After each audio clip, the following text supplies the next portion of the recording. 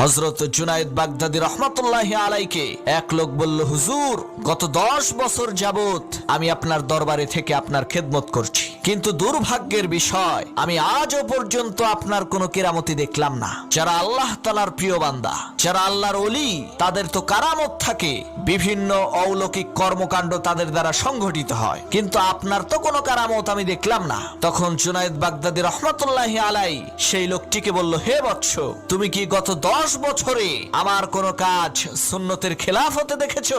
সেই লোক বলল, না, তা তো দেখি নাই। তখন জুনায়েদ বাগদাদী রহমাতুল্লাহি আলাই বললেন, এর চাইতে বড় কারামত আর কি দেখতে চাও, যে একজন লোক 10 বছরের মধ্যে একটা কাজও নবীজির সুন্নতের পরিপন্থী করেনি। সুবহানাল্লাহ, কত বড় আল্লাহর ওলি, 10 বছরে একটা সুন্নত তার বাদ যায়নি। আহারে, আর আমরা প্রতিনিয়ত প্রত্যেক দিন নবীজির শত শত সুন্নতকে জবাই করছি। আল্লাহ আমাদেরকে ক্ষমা করুন।